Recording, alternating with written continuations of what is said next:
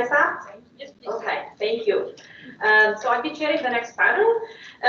So the first speaker is Gerasimos Merianos, who's a senior researcher in Byzantine history at the Institute of Historical Research of the National Hellenic Research Foundation in Athens. And his research primarily focuses on two main areas. So it's Byzantine economic thought and history, and the history of Byzantine science, in particular alchemy. And so he's been published extensively in both topics. He has directed and participated in various research projects, both in Greece and internationally, and he organized the first worldwide scientific event dedicated exclusively to Byzantine alchemy. So he will talk about, today we'll talk about parallels between alchemy and theology in Byzantium.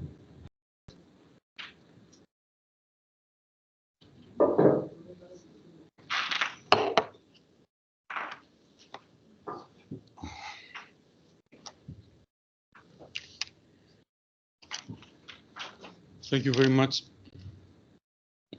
Thank you very much, Manuela. Before I start, I would like to thank the organizing committee. Nothing? Closer. Closer? Now? Better this way?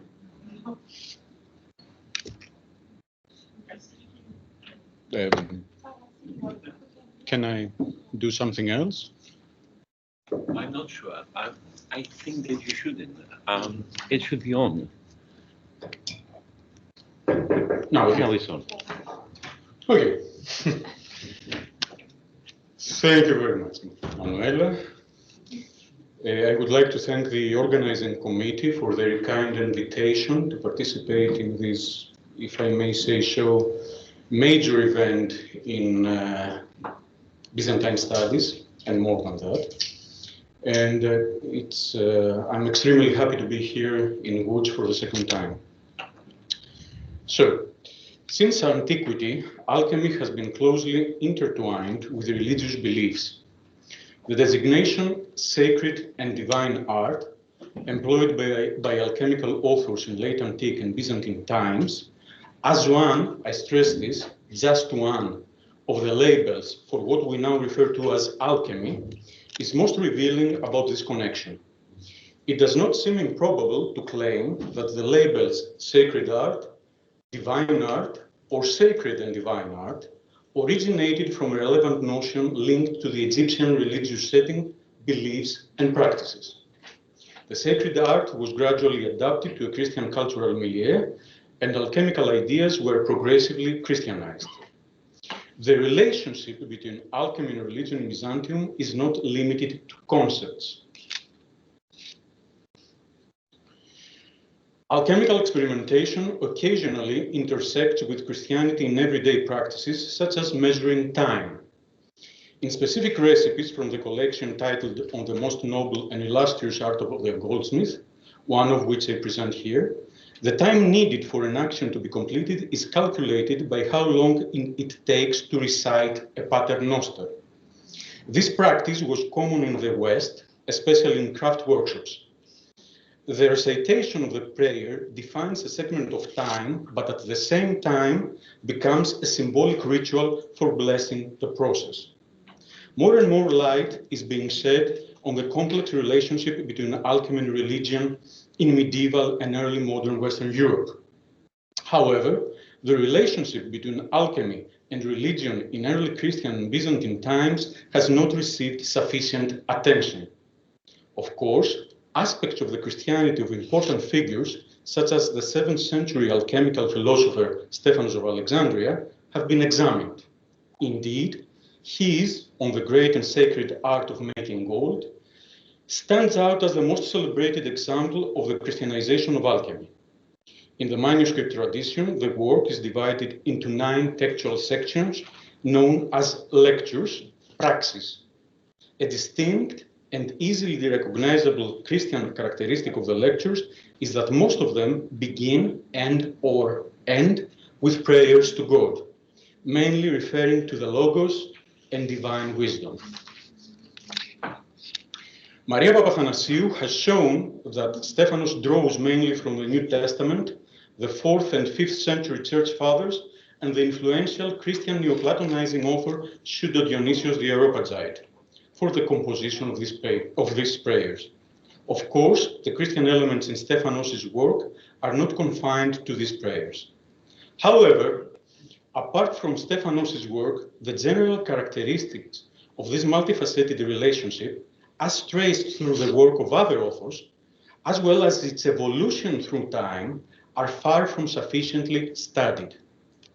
A recent attempt to showcase the relationship between alchemical discourse and Christianity beyond Stephanos was made by the speaker regarding a seminal alchemical philosopher and commentator known as Christianos, who is dated variously from the late 6th to the 8th century. In essence, Christianos regards alchemical knowledge as a gift from God and describes the virtues that a philosopher alchemist must possess to receive it. As a result of his exposure, to the Neoplatonic mathematization philosophical ideas, Christianos develops a precise method for defining and classifying alchemical productions on a mathematical basis. In essence, he uses combinatorics. This mathematization is intended to legitimize alchemy as a licit philosophical field, presenting it as sharing similar traits with the sciences of the quadrivium. Christianos appears to have regarded this mathematical approach as a path illuminated by God through which a worthy philosopher alchemist could participate in divine knowledge. Virtuous contact and the mathematical method serve as two intertwined prerequisites in the pursuit of alchemical knowledge, while at the same time they facilitate the demarcation, and this is important, between true and false pursuers of knowledge, between true philosophers and charlatans. Interestingly, the concept of alchemy as a gift of God, expressed through the technical term donum Dei, can also be found in medieval and early modern alchemical works. The current consensus holds that the concept originated in the Hellenistic world and it was transmitted through Islamic alchemy to Latin Europe, and that the idea of alchemy as donum Dei in medieval Latin authors is an intellectual loan from the Islamic alchemical tradition. However, as evidenced by the case of Christianos and other authors, such as Stephanos of Alexandria, Byzantine alchemical literature also expressed the same idea, although significantly earlier than medieval Latin authors. Up to this point, I have presented cases where Christianity has influenced alchemical thinking. However, we also know of instances where alchemical thinking has influenced religious discourse. In the late 11th century, the monk Philippos, known in scholarship as monotropos, that is, solitary monk, composed the Dioptra, consisting of more than 7,000 political verses organized in 5 books. The first book, Klafmi, Laments, is a poem of repentance addressed to the soul.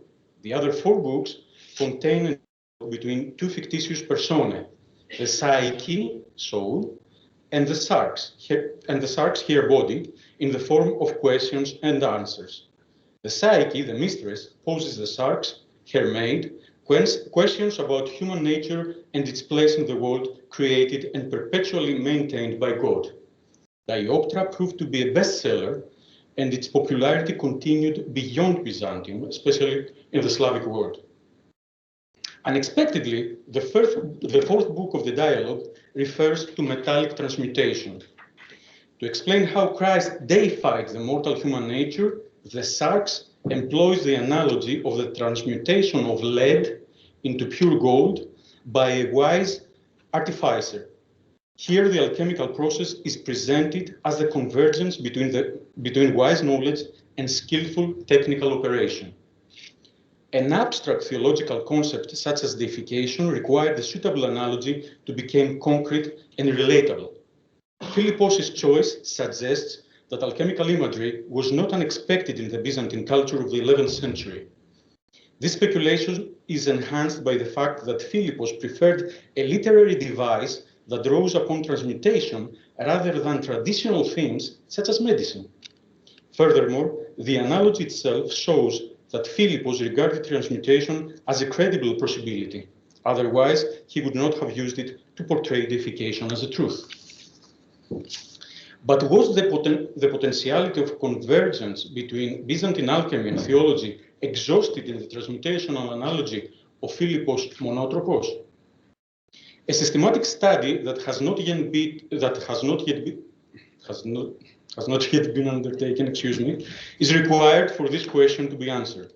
However, a simple glance, just a glance, at theological terminology suffices to shape the idea that there is more to be found. For instance, in mainly theological texts, we encounter the verb metastοιχio, not in Erasmian pronunciation, of course, and the noun metastοιχiosis. As Andrew Louth comments, metastοιχio literally means transelement, but it is also rendered as change the elementary nature of or transform. It is used among the fathers to characterize the resurrection body, Gregory of Nyssa, the transformed state of Christ's humanity, particularly Cyril of Alexandria, and the transformation in the Eucharistic elements, again Gregory of Nyssa. To offer some examples of the patristic use of the term, Cyril of Alexandria, in one of the several instances that he uses metastοιχio in against Nestorius, states with regard to the soteriological impact of the incarnation. For the Word of God the Father was born according to the flesh in the same way as ourselves, so that we too might be enriched with a birth which is from God through the Spirit, no longer being called children of flesh, but rather, having been transformed into something that transcends nature, being called sons of God by grace. For the Word, by nature and in reality the only begotten and true Son, became like one of us. End of quote. Gregory of Nyssa, in his turn, uses the term in his catechetical oration within the context of Eucharistic theology. Utilizing medical concepts, and this is important, Gregory refers to the Eucharistic bread as a drug, as a medicine in which the healing remedy of the incarnation is materialized. More precisely, the Eucharistic bread is presented as the antidote for humankind suffering from the poison taken in the Garden of Eden. Quote, those who have been tricked into taking poison offset its harmful effect by another drug. Gregory concludes his instruction on the Eucharist by saying that God united himself with our mortal nature to deify humanity. He implants himself in all believers through his flesh, constituted by bread and wine. He confers incorruptibility on humankind, quote, by the power of the blessing through which he transforms the nature of the visible elements, he means bread and wine, into that immortal body. It is fascinating then that John of Damascus, in his 3 treatises on the divine images, uses the verb metastοιχio after a simile of medico-pharmaceutical character. He says, but now, since the divinity has been united to our nature, as a kind of life-giving and saving medicine, our nature has been glorified and its very elements transformed into incorruption. John of Damascus likens the divinity to a drug, pharmakon, through which human nature is transformed. However, those acquainted with the Greek alchemical tradition would probably identify pharmakon also as a chemical term that denotes a sometimes liquid substance for dyeing metals. The term is another piece of evidence for the affinity of alchemy to medicine. More specifically, this dyeing drug, a coloring agent, was of 2 kinds, yellow and white, and was used to make metals gold and silver, respectively. The transformation of human nature from corruptible to incorruptible would be reminiscent then of a base metal's transformation into pure gold, whose nature is also incorruptible as it is resistant to corrosion. The term pharmakon close to the verb metastοιχio in this case, evokes connotations that would likely not escape the notice of a well-versed individual in alchemical literature. In any case, the common thread here, as in Gregory of Nyssa, is medical imagery, the medium that enables theology and alchemy to connect through a shared source of analogy. The above reading of John of Damascus's excerpt through an alchemical lens aims to illustrate that both Byzantine readers and modern ones might be tempted to discern analogies between theological concepts and the notion of metallic transmutation.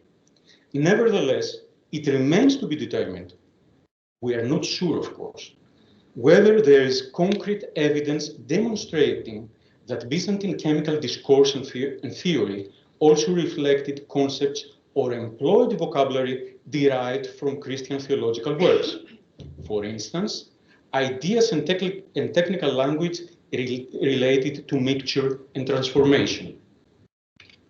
By this, we should not necessarily expect Byzantines to have made explicit references, for example, to the Eucharistic transformation as a metaphor for alchemical transmutation, as Melchior Tsibinensis did in the early 16th century, or to have viewed the Eucharist as a metaphysical type of chemical process, as for example, Michael Mayer, Robert Flood, and Jacob Beumer did in the early 17th century. Flood in particular also regarded the death and resurrection of Christ not just as an alchemical process, but as the alchemical process, the process that all others must imitate. In Byzantine alchemical texts, an intriguing example emerges wherein technical phraseology subtly alludes to the work of a renowned theologian and church father.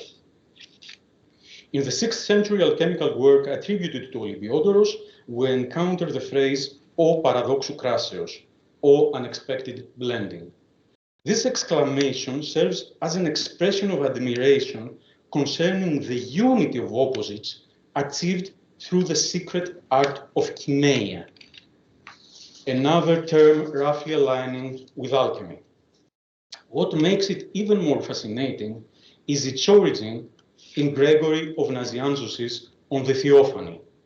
In this oration, the Cappadocian Father emphasizes the union of Christ's two complete and distinct natures, divine and human, within a single person, coming forth as God, along with what he had taken on, one from two opposites, flesh and spirit, the one of which shared divinity, the other of which was divinized. O new nature, O unexpected blending.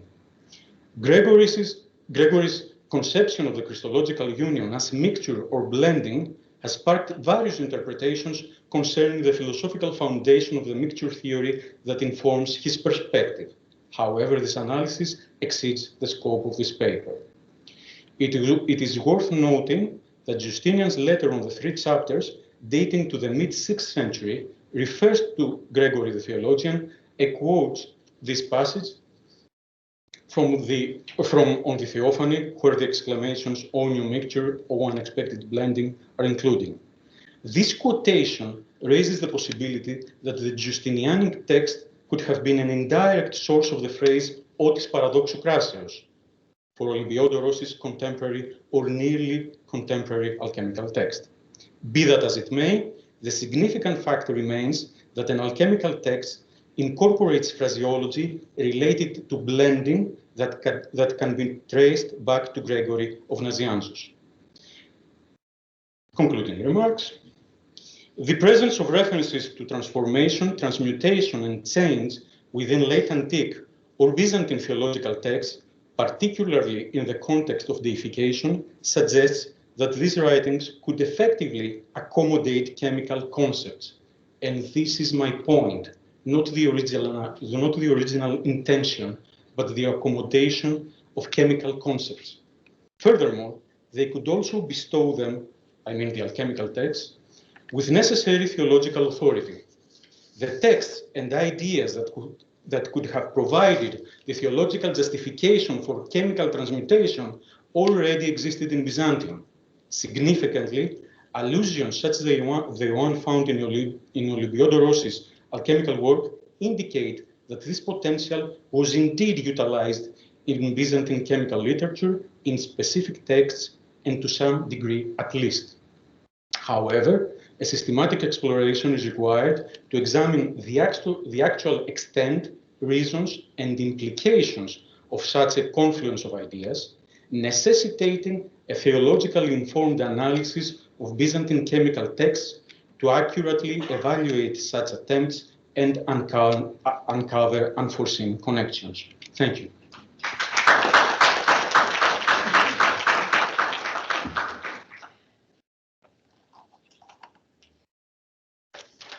Thank you very much. It's very fascinating. So our next speaker is online, Beumer. I'm sorry if I'm not pronouncing your surname correctly.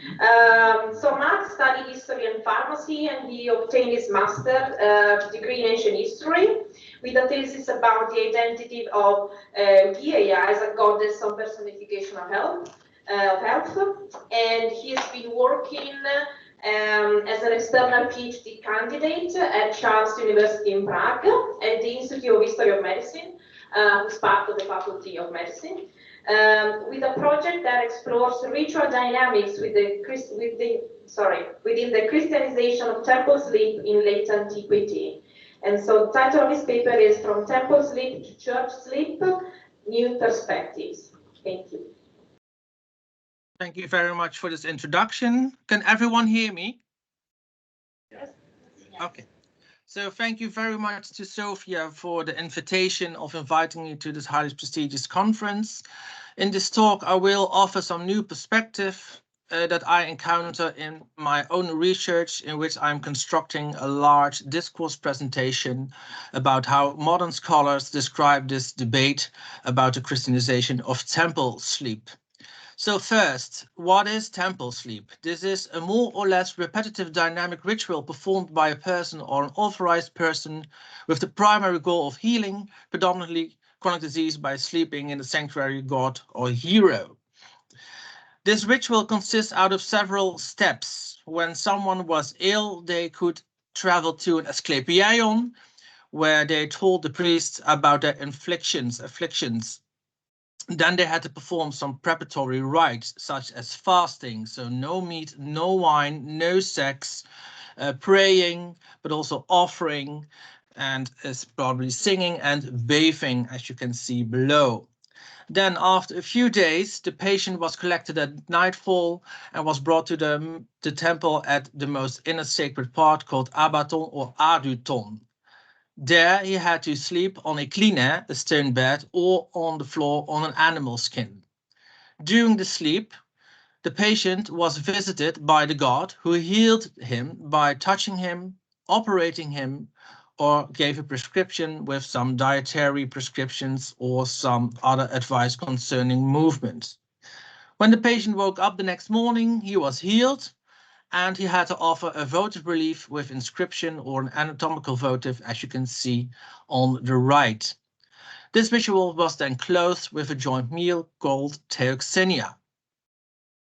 When we look at scholarship, we see that it is very much dominated from the perspectives of history, archaeology, and epigraphy, using all kinds of primary sources such as the Yamata, the Greek healing inscriptions, very known from Epidavros, but also hagiographies. Further, temples, churches are being examined, and of course inscriptions. You see here only 5 monographs who deal with temple sleep and pay some attention to the Christianization of this ritual. When we look a bit further, we see that history dominates this debate, and where archaeology later comes into perspective. To a lesser extent, psychology and psychopathy are used, for example, by Karl Mayer in 1986. And most recently, Jill Ramberg has examined all the sources available to check into temple sleep and also church sleep or church incubation, and concludes that it's not very clear if we can even speak about Christian incubation at all. So, in my own research, I look from the lens of ritual studies, which is the first perspective I will offer here. Ritual studies is an interdisciplinary platform or field which is founded by Professor Ronald Grimes. And within this field, scholars from various disciplines examine ritual and create ritual theories, asking questions about how rituals arise, disappear, and what they exactly do in society. Although there's a lot of discussion, they all agree about the fact that rituals are not static, but are always changing and developing, which we define as ritual dynamics. Several scholars around the world examine these rituals and changes, such as Paul Post from the Netherlands, Axel Michaels, and also Jens Krijmant. Ritual is known to have large of functions and dimensions, but by far the most important one is healing. In my own research, I used the theory of Roy Rappaport. He was an ecological anthropologist who looked at change and continuity from the perspective of adaptation. This concept consists out of homeostasis, self-regulation, and flexibility. Together with the critique of Professor Paul Castle of Arizona State from the USA, I have developed my own model of ritual dynamics, in which I have built a model based on the semi-permeable membrane of a human cell. The second perspective which I encounter in my research is that of the cognitive science of religion, here defined as the study of religious thought and behavior from the perspective of cognitive science, and often engages with evolutionary science which it assumes in its foundation. When we look at its theory, it tends to focus on religious beliefs, tries to examine if there is something which we can call religion. They start from the point that everyone has the same mind and belongs to the same species, and they look specifically about the way we depict God and saints and how this affects our own behavior and moral thoughts. If we would apply this to incubation in general, it is possible, of course, to look at saints and angels, which can conclude that we can study religion without defining the concept of religion, which is not a goal of CSR. Of course, we depend on the available sources we have concerning temple sleep or church sleep. Another consequence of this approach is that we do not distinct anymore between Greeks and Christians, because everyone belongs to the humankind. Further, we see that history and archaeology are very important regarding the hypothesis of CSR, examining religion and culture and all the data which are connected to them. Concerning incubation, we have plenty sources, such as the before mentioned Yamata, but also the Taumata, the Christian miracles, but also wonder collections and archaeological artifacts such as altars, churches, incubation chambers, etc., and of course inscriptions. However, a problem is that the people from late antiquity are not alive anymore, so we cannot ask them how they experienced these rituals and what they had to eat or not. So that is a problem, of course, in this approach. And another problem concerns the trustworthiness of the sources. Did all these miracles really happen, or is it just propaganda, if we should follow Ilgo Sopregi, for example? Other problems concern the completeness of archaeology. Do we find temples and churches intact, or are we missing some spaces which we need to give a proper judgment? CSR tries to examine how believers understand their own beliefs and how scholars of religion should understand these beliefs. But besides the writing of church fathers and the Greek Yamata, their question is, do we have available sources from Christian patients? Are they available or not? Another problem is that CSR rejects the idea of God as a transcendent being. And that's of course problematic, because the ancient Greeks, Romans, Egyptians believed in their gods, worshipped them in cults, as Christians did with God with a capital G. And one example of scholarship is the book of Olympia Panagiotidou, Healing Disease and Placebo in Greco-Roman Asclepius Temples, a neurocognitive approach in which he combines cognitive science of religion and neurocognitive approaches, looking at the embraining of religion and ritual in the mind. The third perspective I would like to offer is that of dream theories. I chose the one of Kimberly C. Patton, who argues that dream incubation represents a rich nexus of cognitive, performative, locative, and theological issues in the historical study of religion. She offers a model with 3 key points to examine healing dreams. The first concerns the reason why people want to dream, called intentionality, and how this manifests in prayers and fasting and other kinds of rituals concerning to this incubation ritual. The second point is, where will the person incubate? In a church, in a temple? Patton defines this as locality. And the third and last one is the dream experience itself. What do people see, smell? It is known that Asclepius, for example, always appeared as a very friendly and kind person with a beard, sometimes not. And the same goes for some healing states, such as Cosmas and Damianos. And this is defined as epiphany. And the final perspective I would like to offer is that of food studies, which I have defined here based on the work of Padascoli and Bentley, as a multidisciplinary academic research and teaching of food grounded in the humanities and social sciences. They describe some roles of food, and those are the creation of social relationships between humans, the search for symbolic elements within rituals, aids in developing and maintaining cultural distinctions, and the shaping and maintaining of individual identities. In my own research, I have come across only one scholar who really starts from the perspective of food studies, and that is Julia Gollo. In her article from 2022, she examines food as medicaments within the wonder collections of Cosmas and Damianos.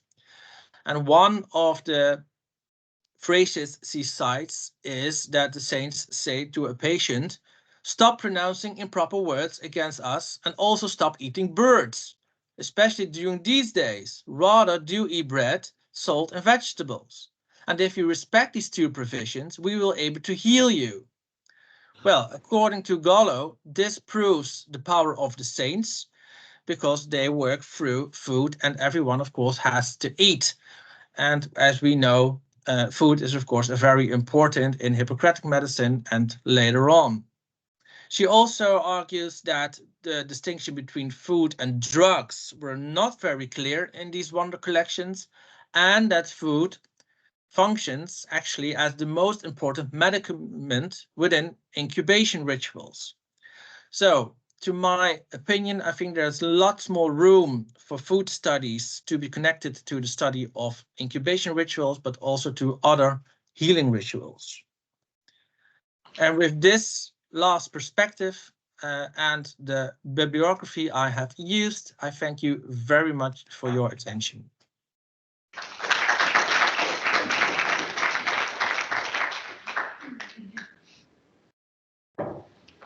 Thank you very much, Mark. Now we have our next speaker, and we have Evy Johanne Håland, who's here. So Evy started her career in Norway, where she's also has been appointed a lifetime government grant holder by the Norwegian Ministry of Culture, and she worked at the National and Kapodistan University of Athens, and she's done a lot of, and she's still doing a lot of field work in the Mediterranean, mainly in Italy and Greece, and her research focuses on ancient and modern cultural history and religion in the Mediterranean, and especially Greece. combining a historical exploration of gender religious practices in both ancient and modern Greece, with extensive use of ethnographical and anthropological theory and methodology. Just a second.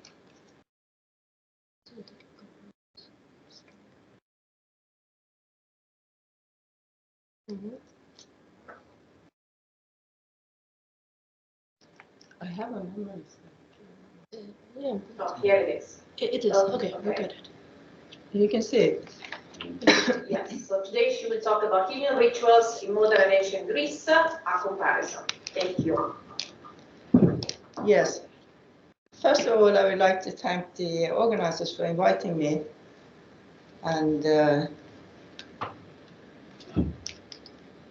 yeah. And the present paper. Oh, how do I get on to the next? Shouldn't I just do it? Take this? Maybe this one. Oh, this one. So I can't No. use this one. Okay. You should. Oh, okay. Can I use it? Okay, yeah. Well, the present paper is based on my recent book, Women, Pilgrimage and Rituals of Healing in Modern and Ancient Greece, a comparison. Can you hear me, everybody? Yes. It presents a new method to the study of antiquity, ethnographic first-hand fieldwork combined with studies of ancient sources. And the paper therefore will address the interrelationship between women and religious healing rituals in Greece. Religion constitutes the set of beliefs and practices directed at supernatural beings and powers. This implies that lived religion is concerned not only with belief, but rituals or actions, the rituals that people do or perform, which also is conformed with Aristotle's emphasis on action in the ancient context. Both within ancient Greek pre-Christian religion and modern Orthodox Christianity, this encompasses the ways humans engage the world through the senses. In the heat and light of candles or torches lit at ceremonies, in the smell of incense in connection with prayer and incubation, in the recitations of decrees and Homeric hymns, in the visions of holy icons and divine statues, in the kissing of sacred objects, in the tasting of various foods and drinks. In short, the metaphysical dimensions of religions are predicated on sensual engagements with the physical world. All senses, excuse me, all senses are important in the encounter between the believer and her or his deities. While hearing and seeing have been treated for many years, the way religion is linked to taste, smell, and touch, their effect and purpose do not have such a long research tradition. The topics, however, are important, for example, in connection with material used to make protective amulets, and are connected with women's religion in general and healing rituals in particular. But what is healing? Medicine and religion have often been tackled together, and in the Greek environment, this is logical, since for the Greeks, religion is a kind of medicine, because the religious rituals are performed to assure people's health and fertility in collaboration with the dead in the underworld. The religious festivals are therefore a unique area for analyzing healing, since they are also healing festivals, and people's intention in performing them is magical religious. This is manifested through the purifying procession which passes through the socially defined territory. The divine or deceased mediator also possesses healing power. Many of the symbols linked to the festival are important in themselves in relation to healing, particularly the icon, which represents a microcosm in itself, being made of all substances of the world. Ancient cult statues had the same effect. Processions during religious festivals, as depicted in ancient paintings, also illustrate decorated sacrificial animals and musicians paralleling the modern circumstances during many saints' festivals. Blood from sacrificed animals, ribbons, plants, purifying lemon waters, Candles, incense, blessed bread, and musical instruments are fertility and healing amulets. Other symbols associated with healing include nature formations at the place where the festival is performed, such as caves with springs where people fetch holy water. Healing in this context means the way one copes with the critical transition periods in nature and human life. How people handle the life cycle passages of birth, illness, and death in interaction with each other and their divinities. The healing term encompasses purification, which is encountered in processions, but also the healing that is critical during illness. Today, this mingling is seen in the procession on the holy island of Tinos when the icon is passed over the faithful to heal or purify them for the next year. In contemporary Greece, the festival dedicated to the Dormition of the Panagia, the Virgin Mary, is celebrated on the 15th of August. On Tinos, this fertility and healing festival is crucial due to several reasons. The Church of the Panagia Evangelistrias owes its fame to a miraculous holy icon of the Annunciation, which was unearthed in a field in 1823. The miracles worked by this icon have made Tinos a center of pan-Orthodox worship, and pilgrimages are particularly made to this greatest shrine of Greek Orthodoxy during the Dormition. The pilgrimage is a kind of medical travel, and the pilgrims are patients without borders. The Dormition of the Panagia is also an important ideological festival for the new Greek nation-state of 1821, as illustrated through several ceremonies during the festival, particularly the actual procession when the icon is carried from the church to the harbor. The 15th of August is a special day for Hellenism, combining religion with patriotism, being a profound social event. The festival is also an excellent occasion to study the relation between the female and male worlds. There are several meanings and values connected to the festival, popular and official, female and male, since this pilgrimage site is an interrelationship of history, ritual, and gender. Similarly, in ancient Athens, the Panathenaea, dedicated to the protecting city goddess Athena, was the most important festival. It celebrated the birth of the polis, the city-state, but the importance of healing is also illustrated in connection with this festival, since Athena, under her aspect of Aegea, health, receive sacrifice. Furthermore, many rituals during a festival belong to women's life generally, and several rituals are important in connection with the passage rite undergone by girls at puberty to prepare them for marriage. The vow, the saffron yellow peplus of the goddess, which also was of a color associated with a very old Aegean tradition, intimately connected with women. Today, Aegean girls use saffron to relieve menstruation pains, and the ancients also use saffron for the postpartum period logia. Like the dead mediators, who particularly perform healing miracles on the anniversary of their death days, ancient goddesses and gods connected with death are also associated with healing and often worshipped in caves. Today's saints reside in the icons as the ancient divinities resided in their statues. Accordingly, today the modern pilgrims come to the sanctuary to see the icon, touch and kiss it, and be healed, paralleling the ancient pilgrims going to a sanctuary such as Demeter's in Eleusis or the sanctuary of Asclepius in Epidaurus to witness an event or seeing a spectacle and thus be seeing. In modern and ancient Greece, seeing becomes before words, which means that the pilgrim can proclaim the sacred rites better with her eyes than with her tongue. In Eleusis, the goal was indeed to reach the highest grade of initiation, to be a Baptist, the one who sees, and in Epidaurus, one would seek to encounter the god in a wisdom to be healed. The cure followed a ritual during which patients washed in a sacred spring, offered at an altar, and then retired to the store or arbaton, where the mysterious process of incubation was assisted by incense from the altars. This and religious excitement produced dreams through the medium of which Asclepius was supposed to cure. Seeing also includes all the famous votive gifts today, paralleling the ancient equivalents, illustrating the efficiency of the pilgrimage. Demeter as a healing deity has not been emphasized much in earlier research, but is inter alia illustrated by her relationship with Asclepius, especially in connection with the cult at Eleusis. The same concerns Athena. Both goddesses were the recipient of numerous votive gifts, most probably predominantly from women, and material from the modern context therefore may broaden the picture from the ancient world through a comparison. Furthermore, in modern Greece, as in antiquity, pilgrims sleep in the court of healing sanctuaries, hoping to have a vision and be healed by the deity, the modern saint paralleling the ancient healing god.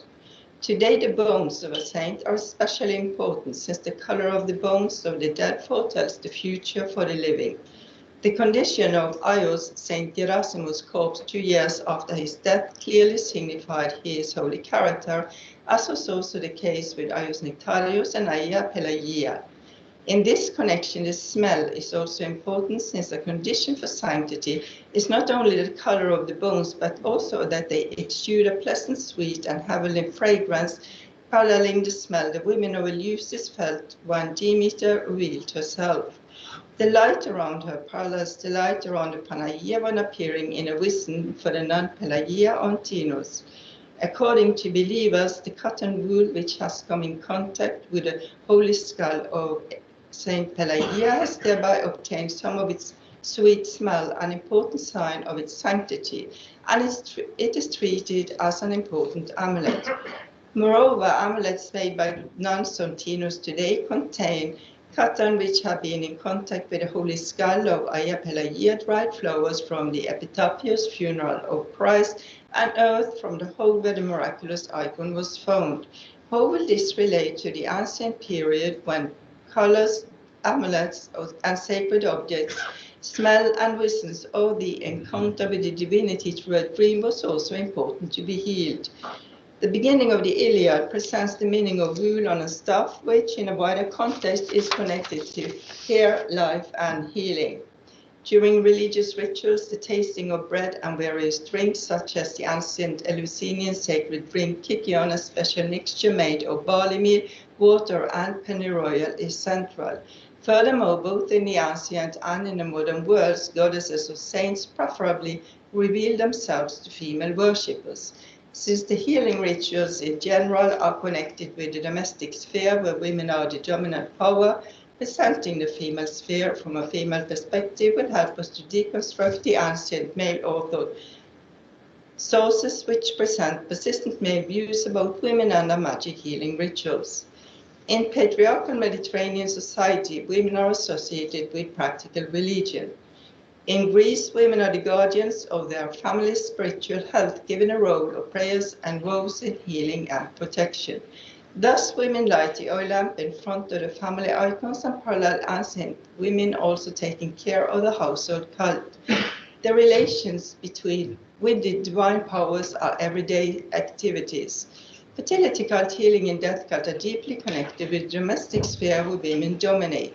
The female sphere is crucial when studying such personal phenomena as ideologies and mentalities represented by religion, behavior, values, customs, worship, popular beliefs. We also discover that what we usually call macro and micro society, the public and domestic spheres, may have different meanings than those generally assumed. In Greece, we do not find a little society or only the family at home. Rather, this is where we meet a great society where the decisions are made. Hence, it is important to search out to what extent the official ideology is dependent on these cults, and so on the female sphere to manifest itself. The male sphere is usually connected with the official world and the female with the domestic world, but this does not imply that the female sphere is marginal and the male not, as some scholars have claimed. Marginalization is a spatial metaphor and depends on where you're standing. Thus, the center in a Greek village can be both the central village ward, the man's world, and a kitchen, hearth, or courtyard, crucial spaces that women control. When studying Greek village life, anthropologists have considered the two spheres of male and female importance in terms of public and private, home and outside home. There are, however, public spaces where women dominate as the cemetery. Women are also the main people going on pilgrimage to ensure their own or their family's health, as they also did formerly, as during the Adonia and Thesmophoria. So when working with this material, one realizes that the division between female and male spheres in Greek society may, under certain circumstances, be blurred. The world of the domestic and familial, the female sphere, covers a more extended area and has greater power than has generally been assumed. Greek women's life have mainly been analyzed from a Western male perspective. Based on this approach, Greek women have been categorized as lacking freedom, dependent, secluded, and not living a full life. Accounts of women written by men and by many academic women portray them as passive. But if the goal is to conduct research from the female sphere in Greece, the picture may be different, since Greek women might have other values. Thus, we may gain new perspectives on our ancient sources. Healing rituals are primarily linked to the female sphere, and since I wander both in the female and male spheres during fieldwork, while conducting parallel research on ancient texts, mainly written by men, I compare the modern and ancient material, and I hope our researches may be a contribution to a female perspective on ancient texts. In Greece, women are connected with birth, nurturance, and the care for the dead. They are nurturing mothers, and by their activities as caretakers, they manage and control the fundamental course of life. Many symbols and rituals in the festivals illustrate this and are regarded as belonging to the female domain. By analyzing the healing rituals, then, the hope is to gain further insight into the meaning and importance of the customs and values related to fundamental principles within the ideological entirety that constitutes a festival, and into male texts, since their interest and theme is the male ideology. They must therefore be deconstructed and considered from a gyno-inclusive perspective by examining them in conjunction with information from the female sphere. According to Plutarch, women in Greece have a double consciousness about their own existence and about mass representations of it. Therefore, it is of vital importance to conduct fieldwork among women and men when working with ancient sources, since they, with very few exceptions, are written by men, and the goal is to represent a complete and not a lame and partial society. Thus, it is important to compare the male and very few female-produced ancient sources with information collected from the modern female and male spheres. Is the information found in a few sources produced by women such as Sappho consistent with information given by ancient and modern men, or are these sources more in accordance with information given by modern women, for example, in relation to rituals performed in healing contexts, at home and during pilgrimages? The ancient femme fatale, Helen of Troy, was renowned for her knowledge of pharmaca, or drugs, and the handling of pharmacon is a typical female task. She had a skill of healing drugs from another woman. How will male-produce texts that often critical and simultaneously paradoxical, but mostly inadequate information about women carrying out healing rituals be understood from a female perspective? For women, what is termed witchcraft by man may be an acceptable way of practicing healing.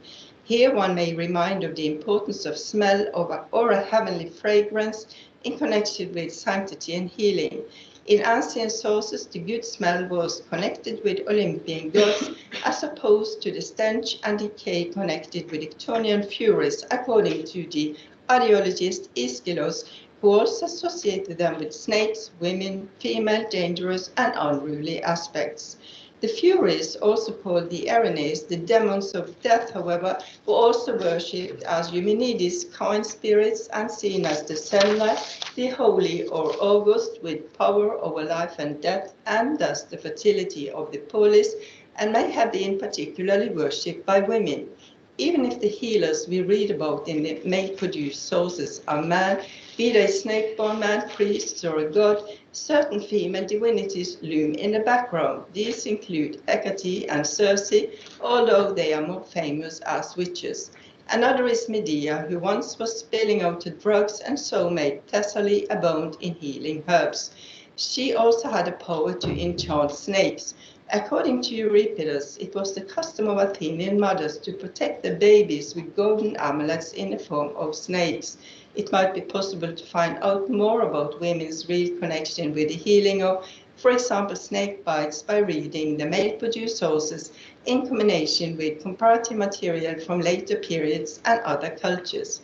With few exceptions, such as the snakes of the Marco Polo of the Panagia in the modern village of Marco Polo on the island of Kefalonia, and the ancient fertility goddesses, female divinities, are generally negatively perceived in connection with snakes, as if this suggests they use their power maliciously.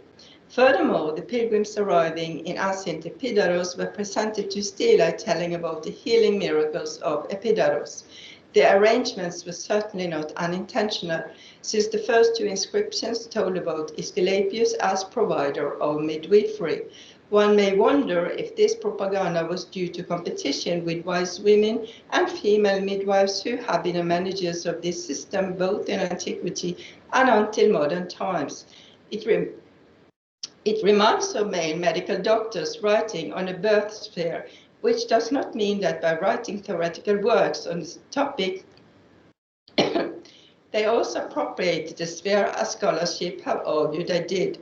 Perhaps it rather indicates that wise women and midwives were Asclepius' strongest competitors. Excuse me. To shed new light on this topic, it is important to compare ancient miracle accounts with the letters mostly from women telling about miracles that are found in archives of modern pilgrimage centers, and talk with the women going to these centers. It is also crucial to reconsider ancient sources telling about male deities taking over female cult, as Asclepius' appropriation of the healing power of goddesses as Aegea and the water nymphs, as in the Acropolis cave, where the Panagia of the life-giving spring is worshipped today. To try to gain a better understanding of ancient sources through a comparison with modern Greek rituals, it is crucial to conduct analysis on different levels. Modern society must itself be read in order to eliminate ancient society. Additionally, ancient society must be analyzed from the sources we possess. Thirdly, a diachronic analysis must be conducted. The necessity of conducting comparative analysis on all levels simultaneously is self-evident. Thus, modern society can enlighten ancient society and vice versa, and the book chapters employ my theoretical approach on new empirical material connected with Greek women and healing, with the aim of integrating the female component in the sources we possess, to obtain a more complete view of the ancient and modern society seen through the optic or lenses of healing. Thank you.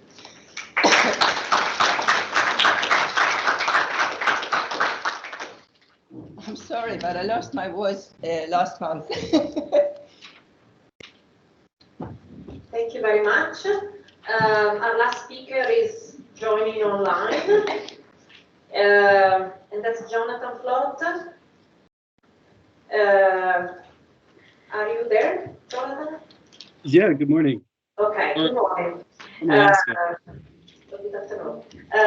So Jonathan is interested in healing water cults, water management technology, and more broadly in the evolution of human hydrologic relationship, which is something that he explored during his PhD in geography, with an emphasis on the impact of geochemistry in ancient Greece. And after his PhD, he spent a few years teaching hydrology and geochemistry. And now he's an archaeologist with the National Park Service in Alaska, and he has worked on archaeology project and completed water quality research in Greece, Turkey, Italy, Belize, Guatemala, and the US, and is currently working on a project in Crete.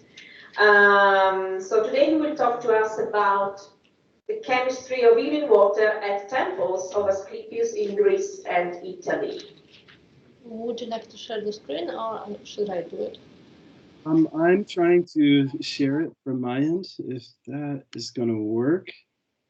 Oh. Yes, it does. Okay, excellent. Cool. Great. You got it. Okay. Good morning from Alaska. I just want to first thank the organizers for inviting me. I'm always very excited to share this research. Thank you, Manuela, for the kind introduction, and let's jump into it. So Before we get into this paper, which is focused basically on the chemistry of water from healing sanctuaries in Greece and Italy, I like to contextualize the research within its broader framework. And maybe that's because of a little self-consciousness about that it kind of sounds like myth busting. Oh, wow, there's interesting phenomenon around this, and I don't know, it just sounds like a little made for TV sometime. It's part of a much larger study that started with my dissertation, and it's looking at the relationship of humankind and their groundwater resources. And I think from the literature, and then also probably from all of your lived experience, you can imagine that the relationship is pretty monodirectional in our understanding and then also in the scholarship. And it's basically us polluting our groundwater systems, either through agriculture, industry, domestic uses. And there hasn't been a lot of attention on how regional variations in groundwater chemistry affected past societies, or even plays out today. And I have a quick hydrogeology lesson for you this afternoon. So hopefully you can see these little donuts. And imagine we went to sample these 3 springs. We're on the north shore of Crete, and took water from spring A, B, and C. Do you think that the water, even though it looks exactly the same, would be chemically consistent between the 3? The answer is, well, it totally depends. Aqueous geochemistry is really a function of a regional geology. And the more homogeneous geology, the more homogeneous an area's water quality. And the more you have a mosaic or a patchwork, the more you're going to see a patchwork in water chemistry variability. And this has a profound effect on what people grow, health outcomes, and I've really enjoyed researching it. I want to emphasize that I look at aqueous geochemistry, emphasis on the geochemistry, and I don't really do organic chemistry, but the things I'm most interested in, especially when I'm trying to learn something about spring quality from thousands of years ago, is the rock-borne minerals, metals, and elements that are derived as water courses through a landscape and becomes chemically cast in the mineral image of the host rock. I have found those things don't change on the human scale, they change on the geologic scale. So accepting that fact, I can take water samples at a spring today at archaeological sites or even churches and make some inferences about past water quality. And then another thing that helped guide this study is looking at inscriptions and then textual accounts that indicate some unusual phenomenon or healing ritual at these places sampled. So what are these places? My study area is primarily, this paper, central and southern Greece. My wife and co-author, on our first go-round, we called it the Pool Pausanias. And it also includes a temple of Asclepius on the south coast of Sicily called Agrigento that I've sampled several times, and then 2 temples of Asclepius on the south coast of Crete.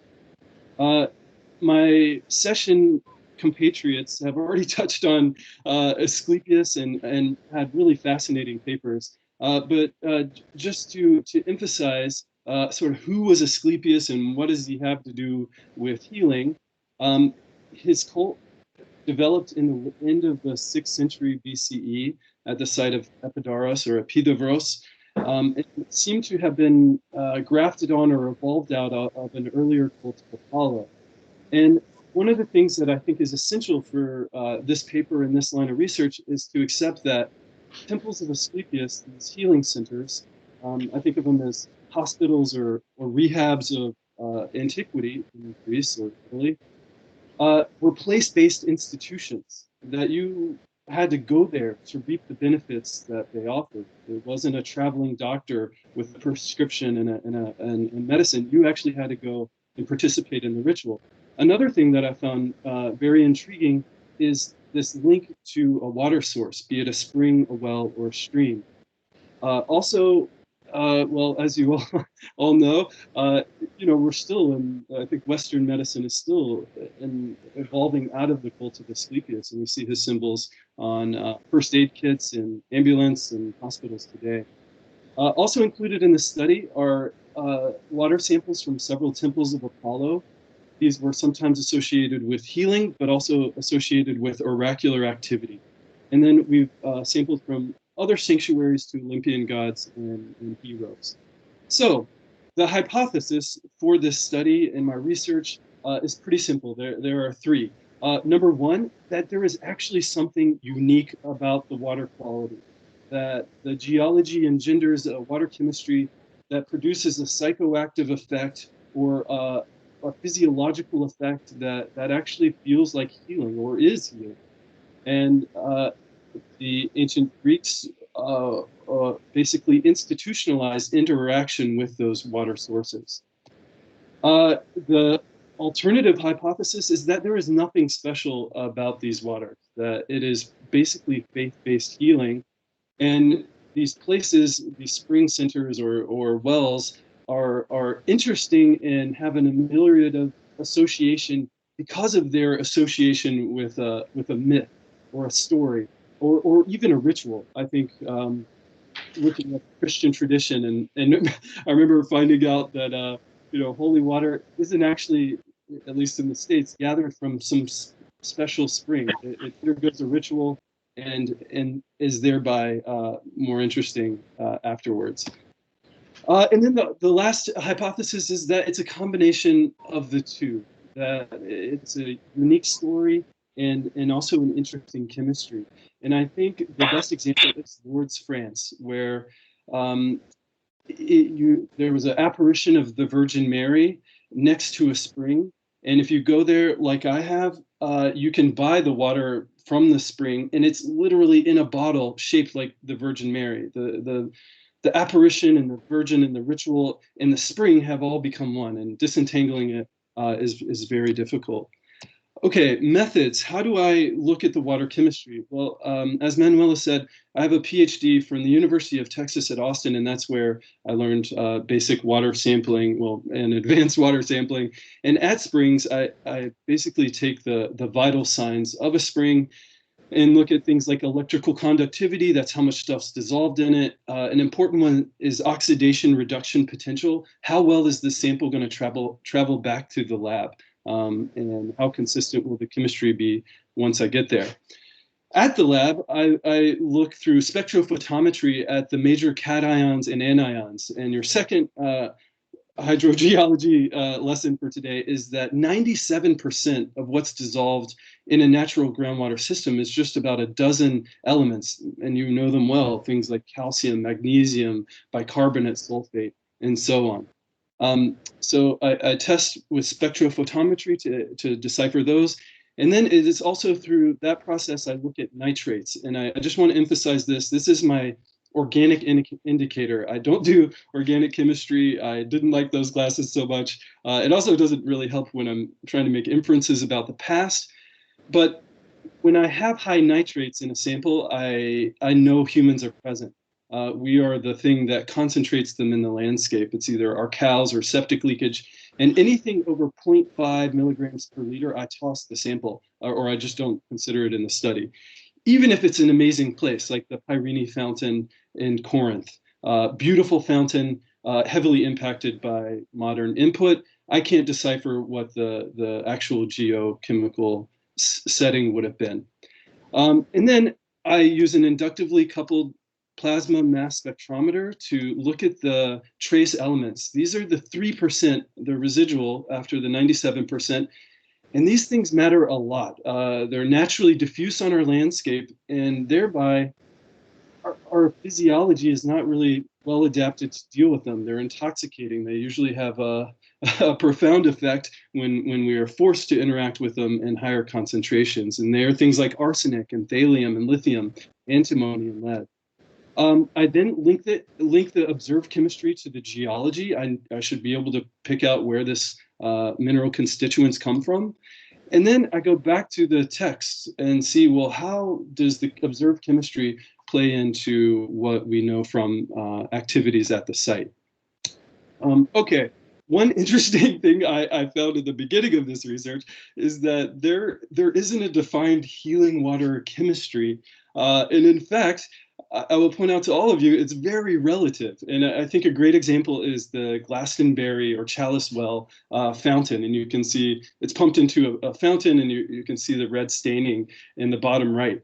And it's very iron rich. And if you were anemic and you drank that water, you would feel better. It would elicit a good feeling. However, if you had an iron blood concentration that was normal, and you drink a lot of that water, you would be constipated and have a stomach ache. It would kind of be the opposite of healing. So important to know, it's very much relative to what is ailing. All that said, there have been a consistent set of ions and metals and metalloids that I've encountered over the last 12 years of sampling and deciphering spring water. And there are things like lithium, arsenic, thallium, iron, and we're going to go through some of them right now. So let's begin with lithium. Here are the sites with elevated lithium in our study: Agrigento, Utresis. You can read the 8. And very interestingly, they are by and large sites of oracles, or very often dream oracles. And as many of you must know, we still use lithium as a treatment for bipolar disorders, and it has known psychotropic effects. I want to point out, here is the actual data, that when I say any of these places or any of these elements are in great concentration, I don't mean that relative to my study. I try to be a little more objective than that, and I put it up against maximum contaminant levels for the US EPA or the World Health Organization. And that's the green line that you can see here. It's 10 micrograms per liter of lithium. Those two red lines are from the same source. That's the Agrigento Asclepius. And we'll travel there very quickly. And you can see I'm sampling at the spring tight in front of the temple. It's a remarkable sanctuary where it's actually outside of the main temple complex, which is up on the ridge in the panoramic view. And I don't know if that's because it wanted the link probably to the specific water quality, but you can't negate the fact that having all your sick people away from your population center is not a bad idea either.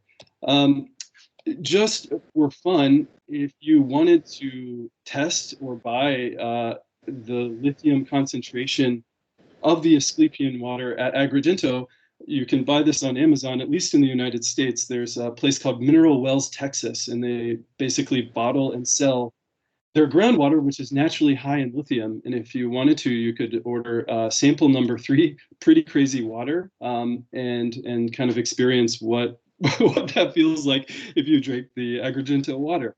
I haven't done it. If you do it, please let me know how that works out.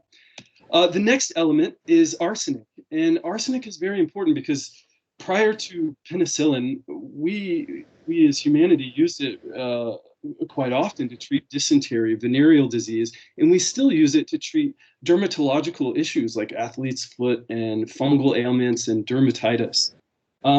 It's also listed as a constituent or an element in Hippocrates. It identifies arsenic as a ameliorative element. Sites with elevated arsenic in the sample: Lissos, Lindos, both on Crete, and Oropos. And then I'm going to make some tentative connections, but from dedications on at the sanctuaries, there is an illusion or some indications that people with skin problems would come there. And this is a dedication that talks about someone being burned. They're receiving an ointment, but maybe the initial trek was because of an association with healing water for skin ailments and arsenic. Okay, here's the data. 10 parts per billion is as much as you want to drink. I would not recommend drinking arsenical waters, but bathing in them is not unheard of. There's your World Health Organization limit.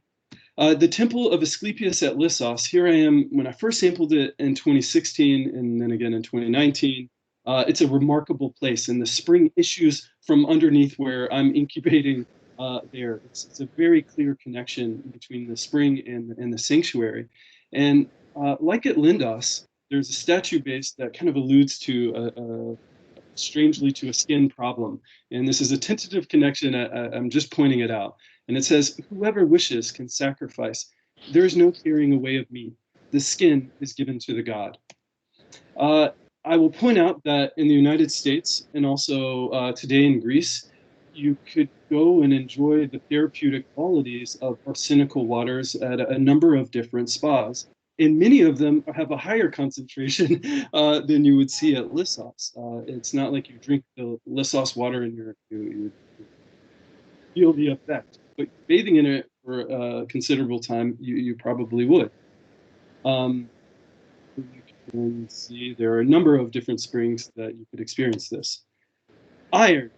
Iron, I'm kind of skipping over because I have found iron in every single sample I've ever collected. And I just wanted to mention it because of its persistence in other literature looking at healing water impacts. As you can see, it's prevalent, not exceptional like at the Glastonbury and all of our study sites. Moving on to lead. Definitely has a long-term chronic psychological impact, and it can intoxicate those who drink it. The sites with elevated lead are Patoan, Pamissos, strangely a healing sanctuary for children, Kaifanta, and Messini. Here's the data, and I'm showing this because you can see that Patoan is really through the roof. It's exceptionally high. And we don't know a whole lot about how the ritual occurred. The temple is also situated just above the spring, and there's my professor and friend when we collected it. But we do know that the oracle would deliver the prophecies from this setting in a language that wasn't otherwise known to them, which is remarkable. And to take a jump, you could drink this water and have another language. I might do it, I don't know. So the last or few elements are thallium. This is known as the poisoner's poison. It's extremely toxic, but it's extremely trace on our planet. And it causes a psychotropic effect if ingested. And chronic exposure can lead to all sorts of very serious issues. It's also in concentrations that are relatively high at Lissos, and Lissos also has a high concentrations of antimony. Let's go quickly to Lissos, and I'll wrap up. I'm running out of time.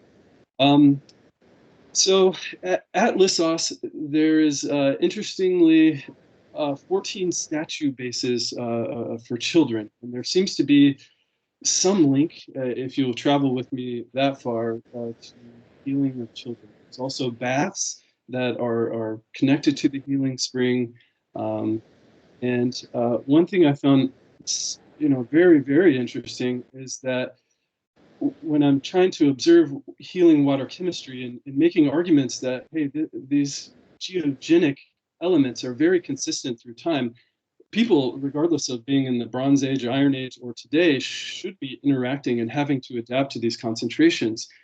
And seeing persistence in ritual or connections in places, I think is very interesting. So at Lissos, it either ended the tradition and then restarted as a Christian basilica to Agios Kyrikos, who was a child martyr and was believed to restore health to sick children. And it's just strikingly similar to the statue bases that you see just up the hill at the Temple of Asclepius. And I am a proud dad of a 2-year-old as of yesterday. And since he's been around, we've been to our local clinic 4 times with skin issues, bacterial infections in our eye. And yeah, I can only imagine that the same types of issues occurred in the past. In fact, we have Hippocrates describing basically scarlet fever in 400 BCE. And without a clinic to go to, you would jump at the opportunity to go and potentially bathe and reap the rewards of these healing springs. So, conclusion and future work. Well, I would say there is definitely some connection between aqueous geochemistry and cult in ancient Greece. And there seems to be a tentative connection between lithium concentrations and dream oracles. There's possibly a connection to arsenic and skin disorders at Lissos. Future steps, I'd love to go back and explore other unique factors like Evy was explaining that are involved in the establishment of a water cult when the geochemistry or its unique qualities are not apparent.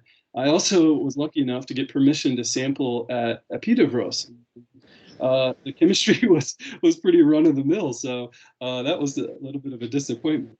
And yeah, the last thing we're doing is going back to sample sites again, we hope, and make sure we have chemical consistency.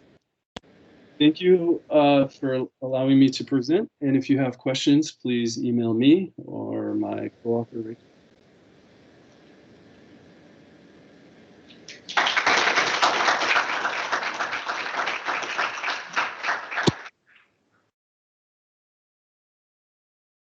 Thank you very much. So any questions are open for questions for any of the speakers? Yes.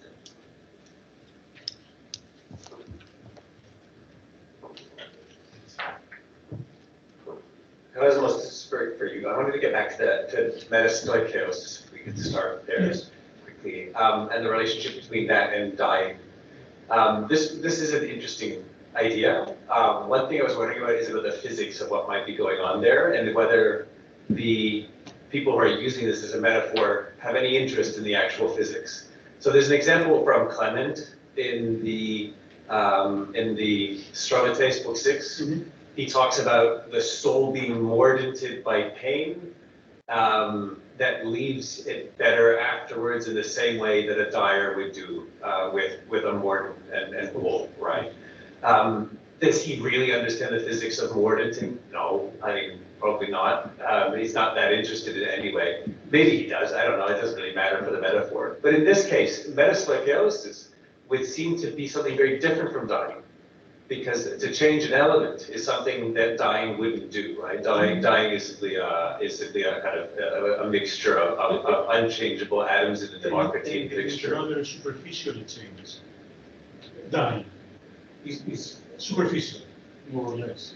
Yeah, maybe. I mean, you might imagine a kind of, if you're a Stoic and you have a pneuma changing, yes, then you'll get a different element. You could get a metastoicheosis. But the pseudo-Democritus isn't going to be having a Stoic view of dying. He'll be having an atomist picture. So I was just wondering, to what extent is the actual physics of transmutation at play, and what's the relationship between that and dying? And then, you know, do they actually seem to be referencing any hardcore physical explanations here that the alchemist would actually be interested in? Yes. Oh, I'm sorry. I'm sorry. Sorry. Thank you. This is a very intriguing question and to the core of this issue. Well, first of all, you can see it as you said, as a metaphor or an analogy. What I tried to show is that they need some kind of justification which was not only philosophical, but it was also religious. And in their mind, religious and philosophical were well mingled together. This is one point of the answer. The other point is, what really is transmutation of matter? Is it just dying? Is it just a superficial outcome? Is it some more deeper, which changes the core of matter? In order to answer this, we have to say that there not just one sense of alchemy. As Stanton Linden said, we have actually alchemies with different goals. So we have the alchemical practices and techniques that originated from craftsman workshops, okay, and they aimed at the external change of matter, you know, to make, let's say, copper look like gold, or to make silver look like gold. But at the same time, we have, let's say, the philosopher alchemists, which perhaps study the very same texts and interpreted them in a philosophical sense. And in their sense, you have the Aristotelian, Stoic, or Neoplatonizing change of matter. And especially Gregory of Nazianzos might have a more Neoplatonizing sense when he talks about these chains, these elemental chains. But the main thing here is that you can truly accommodate, if you look this in this sense, you can truly accommodate alchemical thinking about transmutation. So I don't know if I more or less answered your question. Yeah, I mean, I think that's fine. I'm just worried that this idea of transmutation of elements is inconsistent with the idea of dying, which I thought you were trying to link together with the idea of the pharmacon. And I think that those two, dying and dying is one kind of explanation, the other is another kind of explanation. I just don't think they're consistent. But I might be getting too. In a way, they are, because it is all a matter of perspective. The very same text could be used for, let's say, a person who had only the practical goal in his mind to make this change of coloring, and it can be used from a philosopher. They are all philosophers. I mean, a theoretical, let's say, approach of this text to prove that the transmutation of matter is, and the potentiality, of course, of it, is credible. So you have one text, you have one goal with different kind of perspectives and aims. When a philosopher alchemist tries to transmute matter, he's not really interested in making gold. Making gold is the medium in order to participate in divine knowledge and to really get to know the attributes behind the change of matter, the core of matter.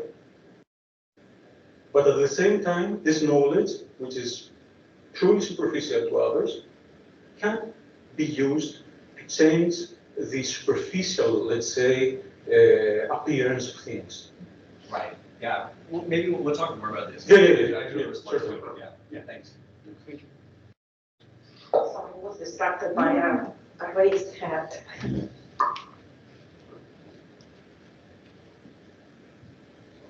Thank you, but for the sake of time, I'll be very brief. And let's say our colleague has already put the topic on the table.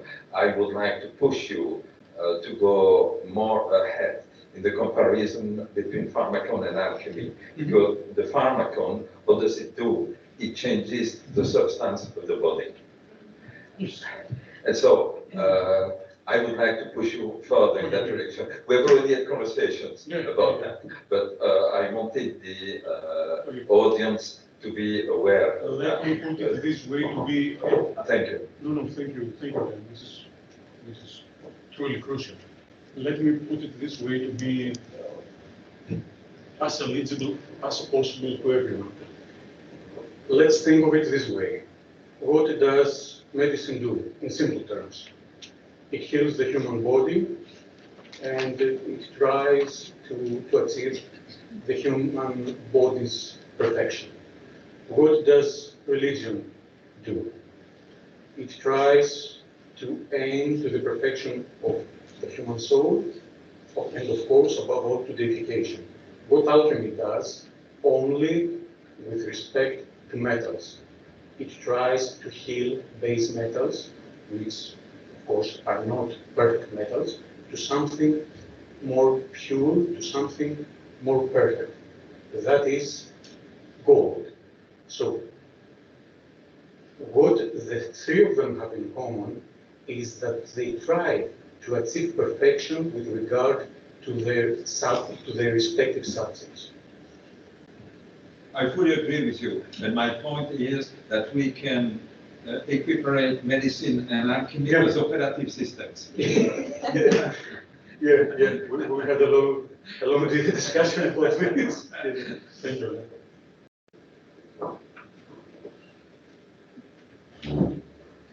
my question is slightly theoretical. Would the transformation of ore, silver ore or gold ore, be considered a change of substance?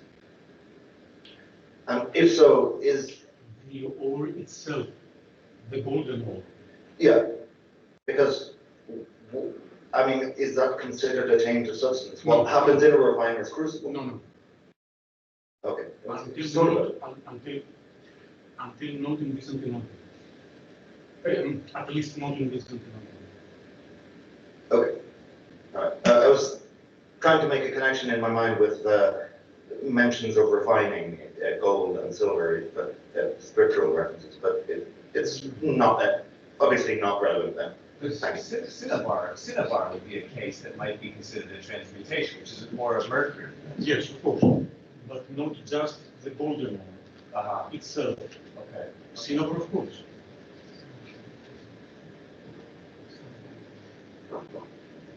Any questions? I have a question for Jonathan, but I can wait. Somebody else has. So may I? Okay. Is Jonathan there? Yes, I have a question about, I don't know, because I know that you work more on the chemical aspect of the waters. I was wondering if you know whether you have in historical sources, if you have, when they talk about, because I don't know anything about it, when you have, if any source talks about healing sanctuaries and about the use of water, I mean, is that just for bathing, is for drinking, it depends on the temple? Do you have, what do the sources say about the use of water in the healing sanctuaries? Yeah, unfortunately, from my dissertation research, I kind of found not enough. Where unfortunately, I couldn't really find a playbook on how people interacted or a prescription. And if others in the audience know of, a translation or something that has like the prescriptive use of the water, that would be great. And I think I've just been kind of grasping at the sort of the incubation. And I think I've found like the most traction with not so much healing, but like the process of oracular divination at Delphi and at Claros and Didyma, where those from several authors I could piece together kind of what was going on. But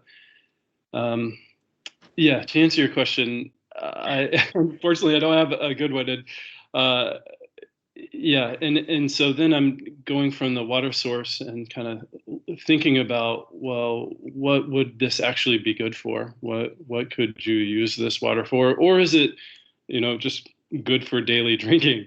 And that can also be the case. Thank you very much. Yes. Sorry. Thank you, Manuela. The answer to your question is Elias Aristides. Okay. He talks about the prescription, the kind of waters he was suggested to absorb, to bath in, but you have very clear instructions about that, and that's exactly the source of the problem, because he was using these waters even when the weather was absolutely inclement, and he became sick by going there, and so it was an infernal circle. But the answer to your specific question is Elias Aristides. Okay, thank you. Yes, because I was thinking, if it's, if you have to drink it, it's skin exposure, even if there is some chemicals that is toxic, it might be less toxic, or it might be, yes. Thank you, everyone. Yes. I have a comment as well.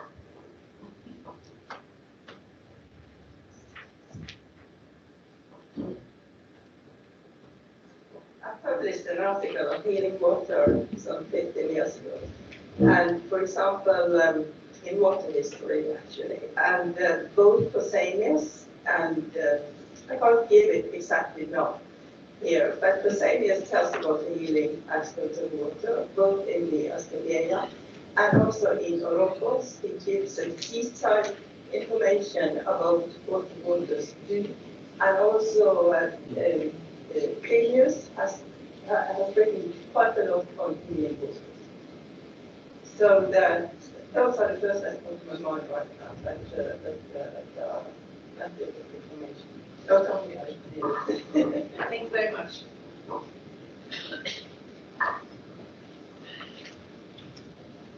Any questions? Okay. Should we close? Yeah, I think for today. Okay. Shall we call it a day? You need to Go say upstairs. Thank you.